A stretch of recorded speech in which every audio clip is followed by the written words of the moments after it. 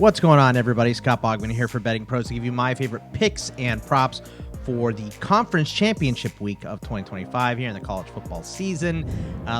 Before we jump in here, I got to tell you guys, if you're looking to up your game in sports betting, join our exclusive sports betting Discord community at bettingpros.com/chat. Not only can you connect with expert handicappers who provide free picks for the NBA, NFL, MLB, NHL, player props, live betting, and more, but now you can also participate in our weekly community picks, cast your vote, see how your picks stack up against the experts, and track your success today.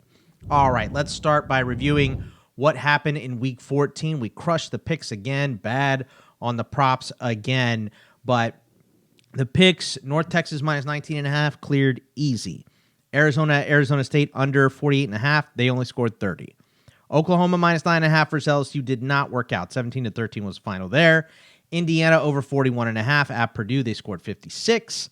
Colorado team total under 17.5 at Kansas State. Got that. That was 24-14. BYU minus 17.5 versus UCF. Looked a little dicey to start the game when UCF got up 14-0, but that final was 41-21 BYU.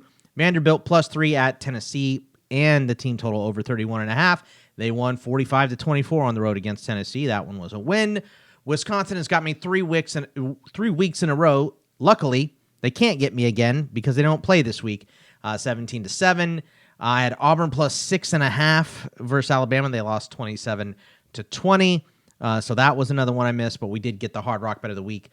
Missouri minus 2.5 at Arkansas. They ended up winning that one 31-17, putting the picks 75-64 in the year, so 11 games over 500. 3-7 on the props. Didn't get a touchdown call at all. Haynes King didn't score for me again. Bert Ficklin, after screwing me out of the Parker touchdown the week before, didn't score this week against Kansas. And then Lenora Sellers did not get in against Clemson either. I had over 2.5 passing touchdowns for Mendoza. He only had 2. We did hit Mason Heichel under 240.5. That was 199. Darian Mensah had 268 passing yards when I picked him under 261.5. Thank you, Wake Forest, for turning over the ball 4 times. Dean Connors for Houston did not get to 69.5. 51 for him. Brendan Thompson was over 62.5. Antonio Williams was over 58.5. 80 and 66 for those guys. But Cam Coleman, 3 yards short of getting clearing us 45.5. He had 43. So bad breaks on some of those, but bad process on some of them as well. But 11 games over on the picks, 2 games under on the props. So 9 total over 500 for the season. But we got a lot left here, and I'm going to give you a lean for every game, at least the games that I didn't pick, but I do have picks in most of the 9 conference championships here. So let's just go ahead and kick it off. We're going to go James Madison versus Troy. This game, look, James Madison has a chance to make the tournament. Very outside. Duke would have to win against Virginia. Their margin is very small, but they're going to do everything they can to beat down Troy to impress the committee to try to get in. So we're going to go team total over 34.5. Troy has had a good year, but they're not even the second best team here in the Sun Belt. So this should not have been the conference championship, but you play the games that are in front of you. I think JMU scores way more than this. They're way better. The strength of schedule is eerily similar, but statistically, James Madison is easily the best team. So 34.5, I think they're going to clear that pretty easy. We're going to go to UNLV. We're going to do another team total here, over 26.5 at Boise State. They've scored more than this in every single game that they played. They scored more than this the last time they played Boise State. There is going to be some rain in this game. It's going to be cold, but it's not going to be cold enough to snow in Boise, or at least the forecast today says it's not going to be. So I think UNLV is going to be able to put up some points. Boise State's played strong defense, but UNLV has been really, really good on offense this year. I don't know who wins this game. I was initially wanted to take UNLV, but Boise State gets their quarterback, Madison, back, who they put up a lot of points in this game last time. So less confident about UNLV than I was, but I do think they'll score. So 26.5 over for them, I think, is nice. We're going to go under in the MAC Conference Championship, Miami, Ohio versus Western Michigan. It's under 43.5. Now, look, we are fading the public on this. Public is way, way big on the over. Gostkowski looks pretty good for Miami in his starts. Obviously, this is a different game than what it was earlier because DeQuan Finn was the quarterback at Miami, and he decided to go pro and left Miami early. So they've been, trying to find the quarterback. They had Hessen in there first, benched him, and went to Gostkowski, and he looks better. I like Western Michigan in this game, but I think I like the under better because both these defenses are strong. Both these offenses are weak. Specifically, Western Michigan is a run-heavy team. I do think they'll win this game running heavy, but they play very strong defense as well, going up against a quarterback in his second career start in a conference championship game. I think it's just going to be too much, but I like the under here more. We're going to go BYU team total under 17.5 versus Texas Tech. We saw this play out last time. And look, Texas Tech is known for their offense overall, right? But they have been winning this year on defense led by David Bailey. David Bailey is one of the best defensive linemen in the country. He has been harassing passers, stopping the run. This whole defense is great. Jacob Rodriguez maybe should be in the Heisman talk as well. They've been giving him touchdowns on offense the last couple weeks to try to get his name in there. He's had so many turnovers as their main play caller and linebacker. This defense for Texas Tech is just very, very stacked, and this is what BYU does. They do usually run down everybody's throat. Can't do that against Texas Tech. Now, they played defense very well against Texas Tech in that first game. They held them to 2 touchdowns and 5 field goals on their drives. And this is a very good offense from Texas Tech as well. But they're led by their defense, and I think they hold BYU to under 17.5. We're going to go both sides of the ACC title game. Duke team total under 26.5 and UVA minus 3.5. We saw this game 3 weeks ago, and it was 34-17. Virginia won. And Virginia lost their second week against North Carolina State, and then won every game until Wake Forest hurt their quarterback, Chandler Morris, and they lost that game 16-9. The defense for Virginia is real. It's been better moving closer to the end of the season. Chandler Morris is a great quarterback, and Duke is all offense, no defense, right? And they're one-dimensional on offense as well. It's Darian Mensah in the passing game is all they have. I think it's going to be really easy for Virginia to control the clock here. And I think they're going to win this game going away, just like they did the first matchup, which was at Duke, by the way. So I just think Virginia dominates this game.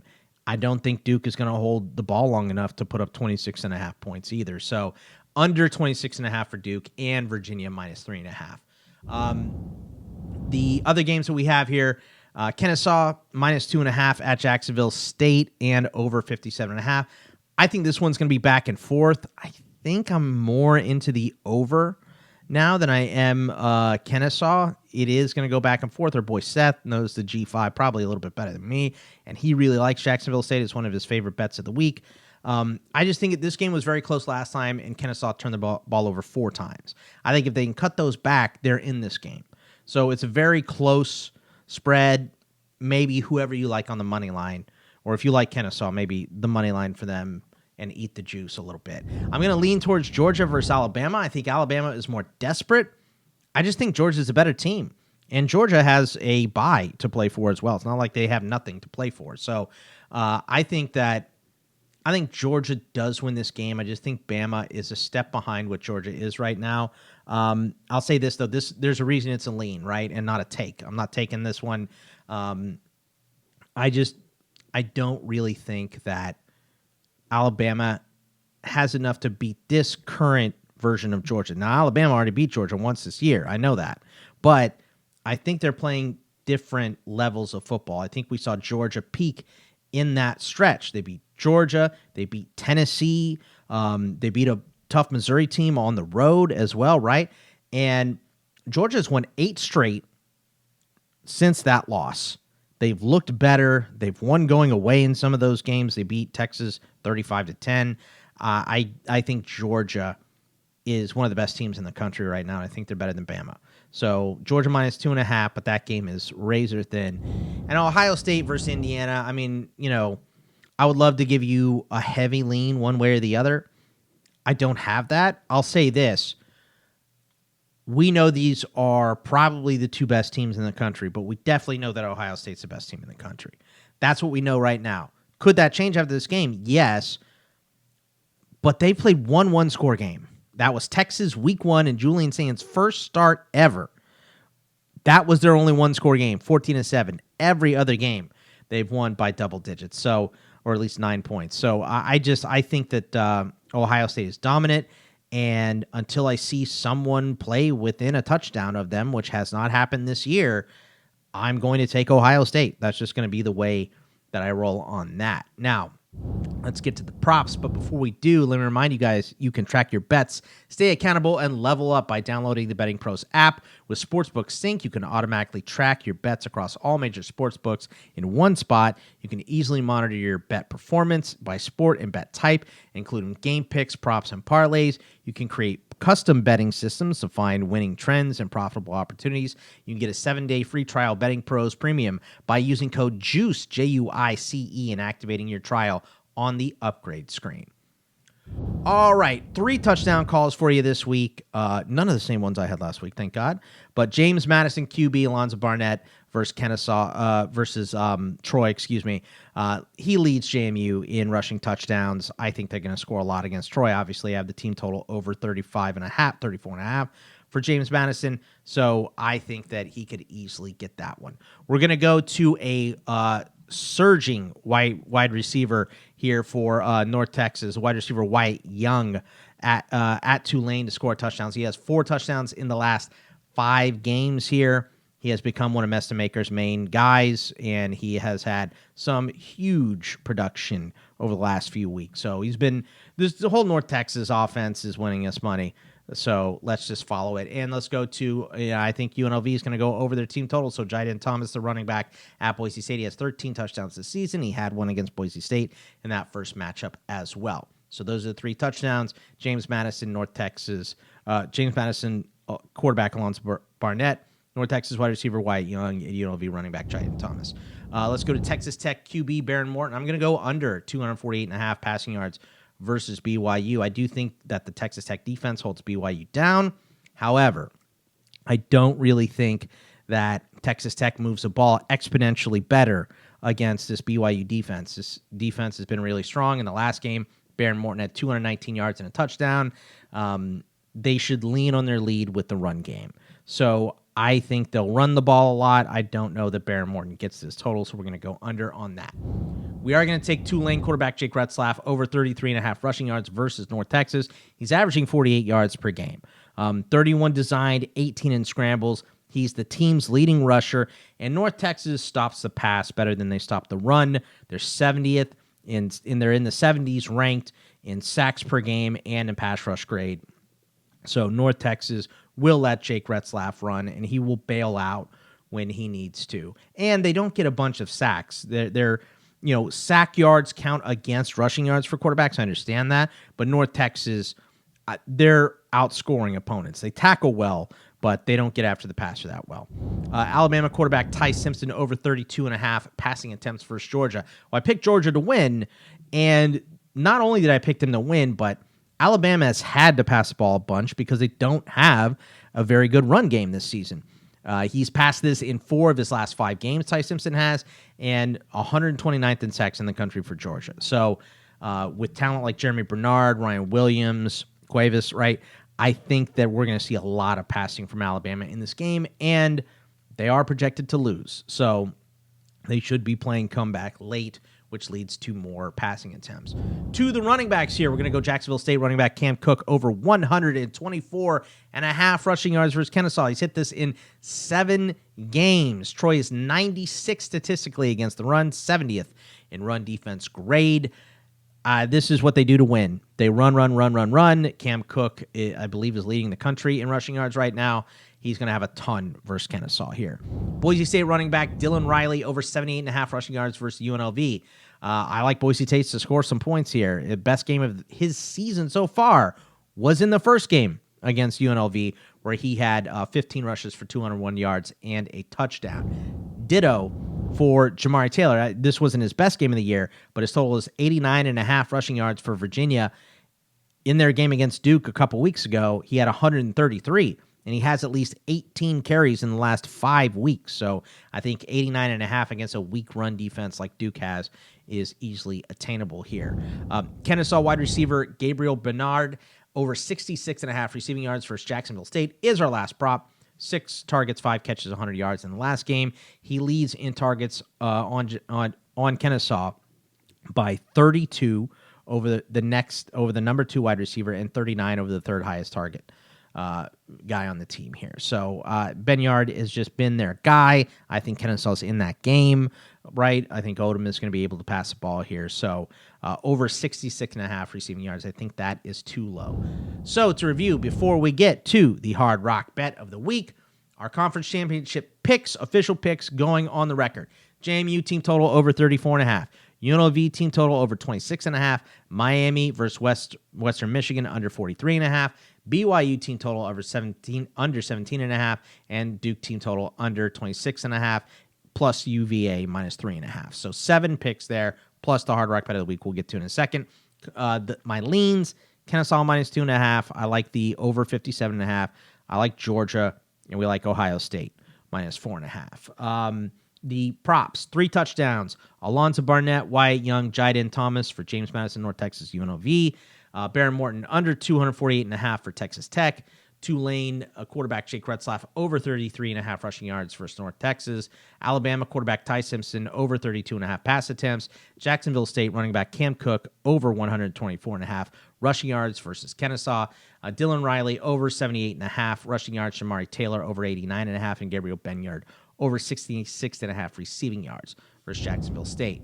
Also, Hard Rock Bet has got big news. They are now live in Michigan. You can sign up today and place your first $5 sports bet. If it wins, you get $150 in bonus bets on top of your winnings. And if you're more into casino games, new customers can get up to $1,000 cash in casino bonuses if you're not up money after your first 24 hours playing slots. So go and check it out. You can win money or get a casino bonus back. Plus, you also get 200 bonus spins. Winnings are paid in cash. If you are not sure what to place your first bet on, head on over to the Hard Rock Bet Stats Hub, and it'll help you out. It's loaded with trends, streaks, and stats to help guide your picks. Numbers don't not lie, and neither does the data in there. Check out the Stats Hub now, get the edge, and bet with confidence. Hard Rock also offers new promos daily, plus big legendary reward drops every Thursday, like gifts under the tree. So whenever you're listening, just open the apps and check out what you've got going. Download the Hard Rock Bet app and make your first deposit today. All right, our Hard Rock Bet of the week to end out the show. We're riding this train, baby. We've done it all year long. North Texas minus 2.5 at Tulane. There's supposed to be light rain and wind in this game. When it's light rain and wind, it typically favors the offense. North Texas has outscored their opponents all year long. They got a little hamstrung by Navy. Tulane doesn't have Navy's defense. This is a good game.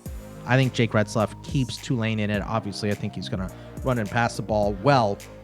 But North Texas offense, just to me, is too much for Tulane here. I think they win going away, so minus 2.5. We will take it. We are showing value to that side. We got it closer to a 4.5 to 5-point game in North Texas' favor. So that is it for me. Good luck, everybody, and we'll be back with bowl coverage for you. Seth and I will be covering the bowls. I'll be doing this show as well with props, so stick around. We got way more college football to come in bowl season and playoff season. So that is it for us now. Take it easy and good luck. We will see you in a couple weeks.